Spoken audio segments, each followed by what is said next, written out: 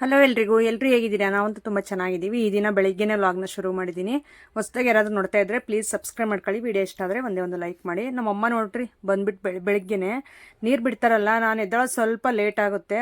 ಅಂಥ ಟೈಮಲ್ಲಿ ಯಾವಾಗಲಾದರೂ ಆ ಪೈಪ್ನ ನಮ್ಮಮ್ಮವ್ರ ತೊಟ್ಟಿಗೆ ಹಾಕ್ಕೊಂತಾರೆ ಹೇಳ್ರಿ, ನಮ್ಮ ಮನೆ ಹತ್ರ ಬರುವಂಥ ನೀರಿನ ಪೈಪು. ಹಾಗಾಗಿ ಆ ಪೈಪ್ ಹಾಕ್ಕೊಬಿಟ್ಟು ನೆಕ್ಸ್ಟ್ ಅಲ್ಲಿ ಮಲ್ಲಿಗೆ ಹೂ ಬಿಟ್ಟಿದ್ರೆ ಅವ್ನು ಬಿಡಿಸ್ಕೊತಾ ಇದ್ದಾರೆ. ಇದು ಬಂದ್ಬಿಟ್ಟು ಪಕ್ಕದ ಮನೆಯವರು ಇಲ್ಲೇ ಕಟ್ಟಾಕಿದ್ದಾರೆ ಹಸುನ. ನೈಟ್ ಇನ್ನೊಂದು ಹಸುಗೆ ಆ ಥರ ಪ್ರಾಬ್ಲಮ್ ಆಗಿತ್ತಲ್ವ, ಅದಕ್ಕೋಸ್ಕರ ಆ ಹಸು ಇನ್ನೊಂದು ಇಲ್ಲೇ ಇತ್ತು ನಮ್ಮ ಮನೆ ಮುಂದೆ. ಹಾಗಾಗಿ ನಮ್ಮಮ್ಮ ಸ್ವಲ್ಪ ಹೂವೆಲ್ಲ ಬಿಡಿಸ್ಕೊಂಡು ಈಗ ಹೋಗ್ತಾವ್ರೆ ಮನೆ ಕಡೆ. ನಾನು ಇಲ್ಲಿಂದ ಇನ್ನು ಕೆಲಸಗಳು ಅನ್ನೋದು ಶುರು ಮಾಡಬೇಕು. ಎದ್ದಿದ ತಕ್ಷಣ ಕೆಲಸಗಳು ಅಂದರೆ ಈ ನಡುವೆ ಯಾಕೋ ಫುಲ್ಲು ಕಾಲು ಪೇನ್ಸ್ ಹೆವಿ ಇದೆ ನನಗೆ. ಗೊತ್ತಿಲ್ಲ ಅದು ಯಾಕೆ ಹಂಗೆ ಆಗ್ತಾ ಇದೆಯೋ ಏನೋ. ಹಾಸ್ಪಿಟಲ್ ಹೋದ್ರೂ ನನಗೆ ಯಾಕೋ ಸರಿ ಹೋಗ್ತಾ ಇಲ್ಲ, ಕಾಲು ಅಷ್ಟೊಂದು ಪೇಯ್ನ್ ಬರುತ್ತೆ. ನಮ್ಮ ಮನೆಯವ್ರಿಗೆ ಹೇಳಿದ್ರೆ ನಿನ್ನ ಕಾಲು ಬೇಕು ಅಂತಂದು ಹೇಳ್ತಾರೆ. ಏನಾದರೂ ಒಂದು ಹೆಸರಿಟ್ಟು ಬಿಡ್ತಾರೆ ಹೇಳ್ರಿ ನಮ್ಮ ಮನೆಯವ್ರು. ಹಂಗೇನೆ ನಿನಗೆ ಕಾಲು ವೀಕ್ನೆಸ್ ಬಿಡು, ಅದಕ್ಕೆ ನಿನ್ನ ಕಾಲು ನೋವು ಅಂತಾರೆ. ಏನಾದರೂ ನೋವು ಅಂದರೆ ನಿನ್ಗೆ ಅದೇ ವೀಕ್ನೆಸ್ ಅಂತ ಹೇಳ್ಬಿಡ್ತಾರೆ. ಅದಕ್ಕೆ ನನಗೆ ನಗು ಬರುತ್ತೆ ಒಂದೊಂದು ಟೈಮ್ ಆದರೆ ಕೋಪನೇ ಬಂದುಬಿಡುತ್ತೆ. ಏನಾದರೂ ಆಗಲಿ ಒಂದು ಸಿಂಪಲಾಗಿ ತಗೊಬಿಡ್ತಾರಲ್ಲ ನಮ್ಮ ಮನೆಯವರು ಅಂತ ಅಂದ್ಕೊತೀನಿ. ಅವ್ರು ಸ್ವಲ್ಪ ಗಟ್ಟಿ ಮನುಷ್ಯ ಹೇಳ್ರಿ ನಮ್ಮ ಮನೆಯವರು. ಅವ್ರಿಗೆ ಏನಾದರೂ ನೋವು ಬಂದ್ರೂ ಅವ್ರು ತಡ್ಕೊಳ್ಳೋ ಶಕ್ತಿ ಇದೆ, ಅವ್ರಿಗೆ ಇಮ್ಯುನಿಟಿ ಪವರ್ ಇದೆ. ಸೊ ನನಗಿಲ್ಲ. ನನಗೆ ನೋವು ಅಂದರೆ ಅದನ್ನು ಒಂದು 70 ಸಾರಿ ಹೇಳ್ಕೊಂಡಿರ್ತೀನಿ. ನಾನು ಒಪ್ಕೊತೀನಿ ನಿಜ. ನನಗೇನಾದರೂ ನೋವಾಗ್ಬಿಟ್ರೆ ಅದನ್ನು ಒಂದು 70 ಸಾರಿ ಆದರೂ ಹೇಳಿರ್ತೀನಿ ನಮ್ಮ ಮನೆಯವರಿಗೆ. ನನಗೆ ನೋವು ನೋವು ನೋವು ಅಂದರೆ ಅವ್ರಿಗೆ ಕೇಳಿ ಕೇಳಿ ಪಾಪ ಅವ್ರಿಗೂ ಬೇಜಾರು ಅನಿಸಿರುತ್ತೆ. ಅದಕ್ಕೆ ನನಗೇನಾದರೂ ಒಂದು ಹೆಸರಿಡೋಕ್ಕೆ ಅವ್ರು ರೆಡಿಯಾಗಿರ್ತಾರೆ. ಇನ್ನೇನು ಮೇಲ್ಗಡೆ ಕಸ ಎಲ್ಲ ಒಡಗ್ದೆ, ಮತ್ತು ಪೈಪು ನೀರೆಲ್ಲ ನಿಂತೋಗಿತ್ತಾಗಲಿದೆ. ಅದಕ್ಕೆ ಪೈಪೆಲ್ಲ ತೆಗೆದು ಆ ಕಡೆ ಹಾಕ್ತಾಯಿದ್ದೀನಿ ಒಂದು ಕಡೆ. ಇಲ್ಲಾಂದರೆ ಓಡಾಡೋಕ್ಕೆ ಮತ್ತು ಕಸ ಹೊಡಿಯೋಕ್ಕೆಲ್ಲ ಅದು ಅಡ್ಡ ಇರುತ್ತೆ. ಹಾಗಾಗಿ ಇದು ನೋಡ್ತಾ ಇರ್ಬೋದು, ಈ ಎಲೆಗಳೆಲ್ಲ ನಮ್ಮ ಮನೆ ಹತ್ರ ಒಂದು ಸಿಲ್ವರ್ ಮರ ಅಂತ ಇದೆ, ಅದನ್ನು ಸಿಲ್ವರ್ ಮರ ಅಂತಂದು ಕರೀತಾರೆ.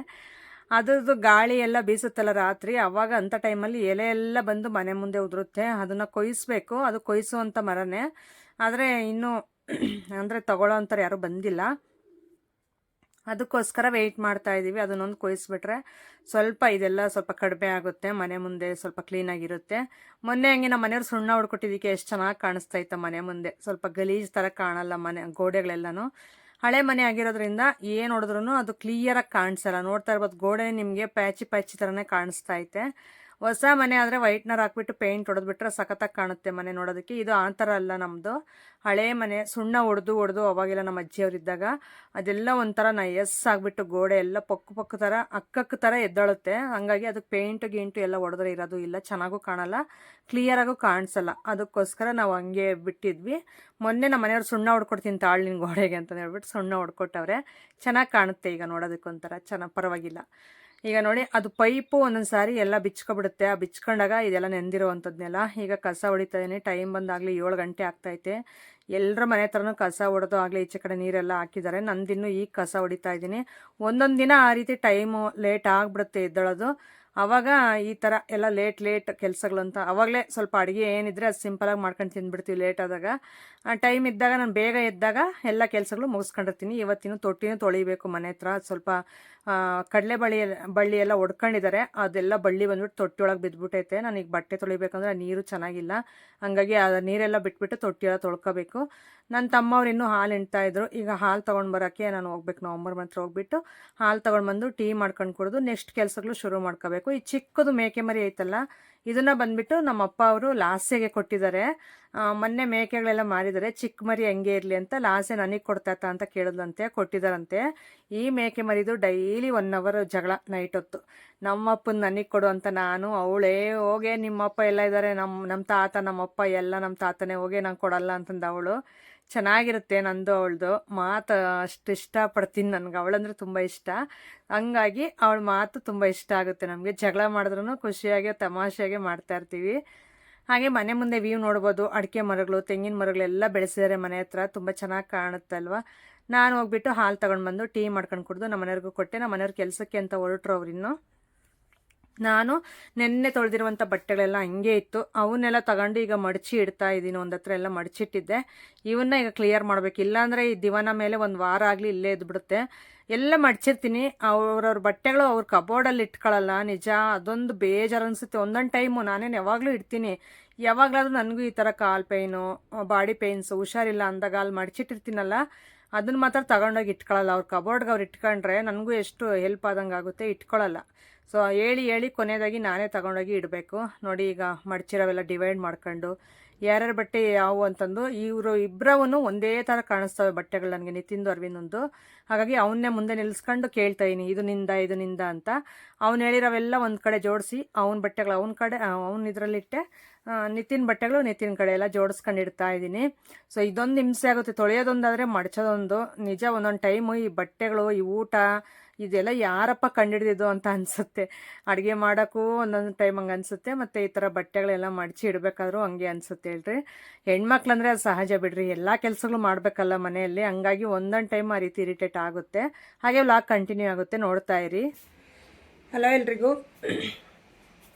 ಕೆಲಸಗಳಿನ್ನೇನೋ ನಾನು ಕಂಟಿನ್ಯೂ ಮಾಡಲಿಲ್ಲ, ಯಾಕೆಂದರೆ ಒಂದು ವಿಷಯನ ಶೇರ್ ಮಾಡ್ಕೋಬೇಕು ನಿಮ್ಮ ಜೊತೆ. ಅದಕ್ಕೋಸ್ಕರ ನನಗೆ ಯಾಕೋ ಸ್ವಲ್ಪ ಬೇಜಾರು ಅಂದಂಗೆ ಅನ್ನಿಸ್ತು. ಎಲ್ಲ ಕೆಲಸಗಳು ಕೈ ಬಿಟ್ಬಿಟ್ಟು ಹಾಗೆ ನಿಮ್ಮ ಜೊತೆ ಶೇರ್ ಮಾಡ್ಕೊಳ್ಳೋಣ. ತುಂಬ ದಿನವೇ ಆಯಿತು ನಾನು ಶೇರ್ ಮಾಡ್ಕೊಳ್ಳಿಲ್ಲ, ಯಾಕೋ ನನಗೆ ಶೇರ್ ಮಾಡ್ಕೋಬೇಕಂತ ಅನ್ನಿಸ್ಲಿಲ್ಲ, ಆದರೂ ಹೇಳ್ಬೇಕಲ್ವ. ಸೊ ಹಂಗಾಗಿ ಅದೇ ನಮ್ಮ ಸಿಂಬನ ನಾವು ನೋಡ್ಕೊತಾ ಇದ್ವಲ್ಲ, ಸಾಕ್ಕೊಂಡಿದ್ವಲ್ಲ, ನಮ್ಮ ಸಿಂಬ ಸತ್ತೋಗ್ಬಿಟ್ಟು ಆಗಲೇ ಒಂದು ಮಂತ್ ಹತ್ತತ್ರ ಆಗ್ತಾಯಿದೆ. ನಾನು ನಿಮ್ಮ ಜೊತೆ ಹೇಳ್ಕೊಳ್ಳಿಲ್ಲ, ಯಾಕೆಂದರೆ ಯಾಕೋ ನನಗೆ ಹೇಳ್ಕೋಬೇಕು ಅಂತ ಅನ್ನಿಸ್ಲಿಲ್ಲ, ಬೇಜಾರು ಅನ್ನಿಸ್ಬಿಡ್ತು ಮನಸ್ಸಿಗೆ. ಅಷ್ಟೊಂದು ಇಷ್ಟಪಟ್ಟು ತುಂಬ ಚೆನ್ನಾಗಿ ಸಾಕ್ಕೊಂಡಿದ್ದೆ ನಾನು, ಒಂದು ಮಗನಿಗಿಂತಲೂ ಹೆಚ್ಚಾಗಿ ನೋಡ್ಕೊತಾ ಇದ್ದೆ. ನಾವು ಒಂದು ತುಮಕೂರಲ್ಲಿ ಬ್ಯಾಕ್ ಟು ಬ್ಯಾಕು ಒಂದು ವೀಡಿಯೋ ಶೂಟ್ ಇತ್ತು, ಅವತ್ತು ನಾವು ಹೋಗ್ಬಿಟ್ಟು ಮಧುಗಿರಿಯಲ್ಲೇ ಉಳ್ಕೋಬೇಕಾಗಿತ್ತು. 2 days ಅಲ್ಲೇ ಇದ್ವಿ ನೋಡಿ. ಹಿಂದೆ ವ್ಲಾಗ್ಸ್ ಎಲ್ಲ ಬರೀ ಮಧುಗಿರಿದೇ ಆಗ್ತಾಯಿದ್ನಲ್ಲ ನಾನು. ಸೊ ಆವಾಗ ಅಲ್ಲೇ ಉಳ್ಕೊಂಡಾಗ ಏನಾಯಿತು ಅಂದರೆ, ಅದು ನಮ್ಮ ಸಿಂಬನ ಕಟ್ಟಾಗ್ತಾ ಇರಲಿಲ್ಲ ನಾವು ಮನೆ ಹತ್ರ. ಸೊ ಬಿಟ್ಬಿಡ್ತಾ ಇದ್ವಿ. ಅದು ಚೆನ್ನಾಗಿ ಅಭ್ಯಾಸ ಆಗಿತ್ತು. ನಮ್ಮ ಏರಿಯಾದಲ್ಲಿ ಇಲ್ಲೇ ನಮ್ಮ ಮನೆಗಳ ಹತ್ರನೇ ಇರೋದು, ಎಲ್ಲೂ ಹೋಗ್ತಾ ಇರಲಿಲ್ಲ. ಎದುರುಗಡೆ ಮನೆ ನಮ್ಮ ಮನೆ, ನಮ್ಮ ಅಮ್ಮವ್ರ ಮನೆಗೂ ಹೋಗ್ತಾ ಇರಲಿಲ್ಲ. ಸೊ ಇಲ್ಲಿ ಪಕ್ಕ ದಾರಿ ಇದೆಯಲ್ಲ ನಮ್ಮ ಕಾರ್ ಪಕ್ಕ, ಅಲ್ಲೆಲ್ಲ ಓಡಾಡ್ಕೊಂಡು ಆರಾಮಾಗಿತ್ತು ಅದು. ಊಟ ಮಾಡ್ಕೊಂಡು, ಟೈಮ್ ಟು ಟೈಮ್ ಊಟ ಇಟ್ಟರೆ ಊಟ ಮಾಡ್ಕೊಂಡು ಮಲಗೋದು, ಬೇಜಾರಾದಾಗ ಹಂಗೆ ಎದ್ದೋಗೋದು, ಆ ಥರ ಮಾಡ್ತಾಯಿತ್ತು. ಫ್ರೀಯಾಗಿರಲಿ ಬಿಡು, ಕಟ್ಟಾಕೊಂಡು ಏನೋ ಪಾಪ ಅದಕ್ಕೂ ಫ್ರೀ ಇರಲ್ಲ ಅಂತ ಹೇಳ್ಬಿಟ್ಟು ಬಿಟ್ಟಿದ್ದೆ. ಸೊ ನಾನು ಎಲ್ಲಾದರೂ ಹೋದರೆ ಕಟ್ಟಾಕಿ ಹೋಗ್ತಾಯಿದ್ದೆ. ಕಟ್ಟಾಕಿದ್ದೆ, ಅರವಿಂದ ನಿತಿನು ಈ ಬಾತ್ರೂಮ್ಗೆಲ್ಲ ಹೋಗಲಿ ಅಂತಂದು ಬಿಟ್ಟಿದ್ದಾರೆ. ಬಿಟ್ಟಾಗ ಮತ್ತೆ ಅವ್ರು ಕಟ್ಟಾಕಿಲ್ಲ. ಅಂಥ ಟೈಮಲ್ಲಿ ಅದಕ್ಕೂ ಮುಂಚೆ ಒಬ್ಬರು ಈ ರೋಡ್ಗೆ ಹೋಗಿದ್ರೆ ಯಾರು ಇಟ್ಕೊಂಡು ಹೋಗಿದ್ರು, ಪಾಪ ನಾನು ವೀಡಿಯೋ ಮಾಡಿ ಹಾಕಿದ ತಕ್ಷಣ ತಂದು ಕೊಟ್ಟರು. ಅಂದರೆ ಅವ್ರು ಹೇಳಿದ್ರು, ನಾವೇ ಇಟ್ಕೊಂಡು ಹೋಗಿದ್ದೀವಿ ಬನ್ನಿ ತಗೊಂಡು ಹೋಗ್ರಿ ಅಂತ ಅಂದರು. ಸರಿ ಅಂತಂದೋಗಿ ತೊಗೊಂಡು ಬಂದಿದ್ವಿ. ಅವಾಗಲಾದರೂ ಅಲ್ಲಿ ಬಿಟ್ಟಿದ್ರೆ ಅಲ್ಲಾದರೂ ಉಳ್ಕೊಂಡಿರೋದೇನೋ ಅಂತ ಅನಿಸುತ್ತೆ ನನಗೆ. ಆದರೂ ಸಾಕಿರೋದಲ್ವ, ಅದು ಕಳೆದೋದು, ಯಾರೋ ಇಟ್ಕೊಂಡು ಹೋಗಿದ್ದಾರೆ, ಕಳೆದೋಗಿದೆ ಅಂತ ಮನಸ್ಸು ತಡಿಲಿಲ್ಲ. ನಾನು ವೀಡಿಯೋ ಮಾಡಿ ಹಾಕ್ತೆ. ಸೊ ಅವಾಗ ಪಾಪ ಅವರು ತಗೊಂಡು ಬಂದು ಹಿಂಗಿದೆ ಅಂತಂದು ಹೇಳ್ಬಿಟ್ಟು ನನ್ನ ನಂಬರ್ ತಗೊಂಡು ಫೋನ್ ಮಾಡಿದ್ರು. ಹೋಗಿ ನಿತಿನೇ ಹಿಡ್ಕೊಂಡು ಬಂದ. ಸೊ ಹಿಡ್ಕೊಂಡು ಬಂದಿದ್ದ ತಕ್ಷಣ ನೆಕ್ಸ್ಟ್ ನಾವು ಅದನ್ನು ಹಂಗೆ ಚೆನ್ನಾಗಿ ನೋಡ್ಕೊತಾ ಇದ್ವಿ. ಎಲ್ಲಾದರೂ ಹೊರಗಡೆ ಹೋದರೆ ನಾವು ಕಾರ್ ಸೌಂಡ್ ಕೇಳಿದ ತಕ್ಷಣ ಅಲ್ಲಿ ಮೇನ್ ರೋಡಲ್ಲಿ ಕಾರ್ ಹತ್ರ ಬಂದುಬಿಡೋದು, ಬಂದುಬಿಟ್ಟಿರೋದು. ನಾನು ಇಳಿಯೋವರೆಗೂ ಹೆಂಗೆ ಆಡೋದು ಅಂದರೆ, ಅದು ನಾನು ಯಾವತ್ತೂ ವೀಡಿಯೋ ಶೂಟ್ ಮಾಡಿಲ್ಲ. ಅದು ನಾವು ಇಳಿಬೇಕಾದ್ರೆ ಕಾರಿಂದ ನಾವು ಬಂದಾಗ ಅದು ಹೆಂಗೆ ಆಡುತ್ತೆ ನನ್ನ ಹತ್ರ ಅಂತ ನಾನು ವೀಡಿಯೋ ಶೂಟ್ ಮಾಡಿರಲಿಲ್ಲ. ಅಲ್ಲಿಗೂ ನಮ್ಮ ಮನೆಯವ್ರು ಯಾವಾಗಲಾದರೂ ವೀಡಿಯೋ ಮಾಡ್ಕೋದು, ಏನು ಇಷ್ಟಪಡುತ್ತೆ ನಿನ್ನ ಅಂತಂದು ಹೇಳೋರು. ನನಗೆ ಬಿಡು, ನನ್ನ ಹತ್ರನೇ ಇರುತ್ತಲ್ಲ ವೀಡಿಯೋ ಏನಕ್ಕೆ ಅಂತಂದು ಹೇಳ್ಬಿಟ್ಟು ನಾನು ಆ ಥರ ಎಲ್ಲ ಇದು ಮಾಡ್ಕೊಂಡು ಸುಮ್ಮನೆ ಆದೆ. ಆವಾಗ ನಾನು ಕಾರ್ ಇಳಿದು ಬಂದರೆ ಇನ್ನು ಕಂಕಳಲ್ಲಿ ಎತ್ಕೊಳ್ಳೋದೊಂದು ಬಾಕಿ ಇರೋದು, ಅಷ್ಟೊಂದು ಮುದ್ದು ಮಾಡೋದು ನನ್ನ. ಬಂದು ನಾವಿದು ಯಾವುದು ಸೂರತ್ ವೀಡಿಯೋ ಪ್ರಮೋಷನ್ಗೆ ಹೋದಾಗ 1 ವೀಕ್ ಆಗಿತ್ತು, ನಾವು ಹೋಗಿ ಒಂದು 5 days ಆಗಿತ್ತು. ಆವಾಗ ಅದು ನಿಜ ಎಷ್ಟು ನಮ್ಮಮ್ಮವ್ರು ಊಟ ಇಟ್ಟರು ಊಟ ಮಾಡ್ತಿಲ್ವಂತೆ. ವೀಡಿಯೋ ಕಾಲ್ ಮಾಡಿ 2 ದಿನ ಆದಮೇಲೆ ನಾನು ಮಾತಾಡ್ಸಿದ್ರೆ ಬರೀ ವೀಡಿಯೋನೇ ನೋಡುತ್ತೆ, ಎಲ್ಲೋ ಹೋಗಿದ್ದಾಳೆ ಅಂತಂದು. 4-5 ದಿನ ಆದಮೇಲೆ ಬಂದ್ವಿ, ನೋಡಬೇಕಾಗಿತ್ತು. ಅದು ಕಿರ್ಚೋದು, ನಾನಿದ್ದರೆ ಫುಲ್ಲು ಎಲ್ಲರ ಮೇಲೂ ಕಿರ್ಚಕ್ಕೆ ಹೋಗೋದು, ಬೊಗ್ಳಕ್ಕೆ ಹೋಗೋದು, ಆ ಥರ ಮಾಡೋದು. ಅದಕ್ಕೆ ಬಂದಿದ್ದ ತಕ್ಷಣ ಅದು ಆಡಿದ್ದು ನೋಡಿ ನಮ್ಮಮ್ಮ ಎಲ್ಲ ಬಂದವ್ರಿ ನೋಡೋದಕ್ಕೆ. ನೋಡಿದಕ್ಕೆ ಎಷ್ಟು ಬುದ್ಧಿ ಹೇಳ್ತೇವೆ ನಾವು. ಹಾಲು, ಅನ್ನ, ಮೊಸರು ಎಲ್ಲ ಕೊಟ್ಟರು ತಿನ್ನಲಿಲ್ಲ. ನೀನು ಬಂದಿದ್ದ ತಕ್ಷಣ ಹೆಂಗೆ ಆಡ್ತೈತೆ, ಹೆಂಗೆ ಕಿರ್ಚ್ತೈತೆ ನೋಡು ಅಂದರು. ಅಷ್ಟು ಪ್ರೀತಿ ಅದಕ್ಕೂ ಇತ್ತು, ನನಗೂ ಅಷ್ಟೇ ಪ್ರೀತಿ ಇತ್ತು ಅದ್ರ ಮೇಲೆ. ನಾನು ಚೆನ್ನಾಗಿ ಅಭ್ಯಾಸ ಮಾಡ್ಕೊಂಡಿದ್ದೆ ಅದನ್ನು.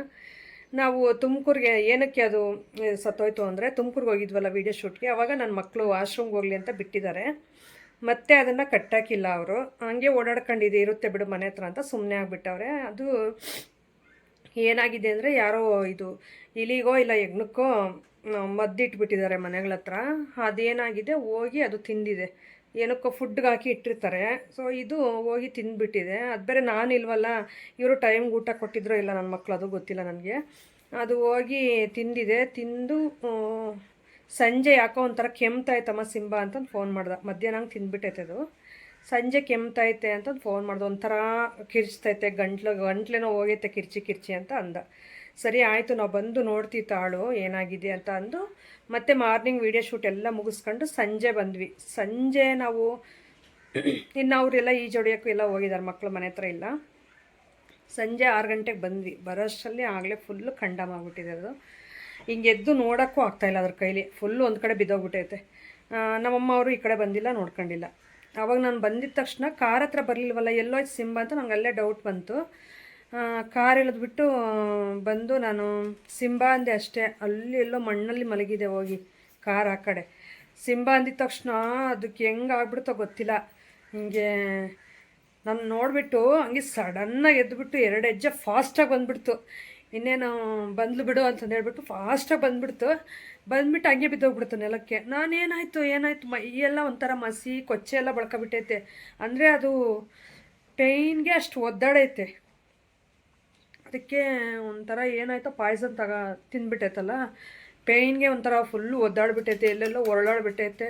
ಅದೆಷ್ಟು ನೋವು ಪಡ್ತಾ ಗೊತ್ತಿಲ್ಲ. ಸಿಂಬಾ ಅಂದಿದ ತಕ್ಷಣ ಎದ್ದು ನನಗೆ ಬಂದಿದ್ದು ನೋಡಿ ನನಗೆ ಒಂಥರ ಜೀವ ಹೊಡೆದವಾಗ ನೋವಾಯಿತು. ಏನೋ ಆಗ್ಬಿಟ್ಟೈತಲ್ಲ ಅಂತ ಹೇಳ್ಬಿಟ್ಟು ಹೋಗಿ ಹತ್ರ ಮುಟ್ಕೊಂಡು ನೋಡ್ತೀನಿ, ಫುಲ್ಲು ಕೊನೆ ಉಸಿರು ಎಳೆಯೋ ಥರ ಇತ್ತು.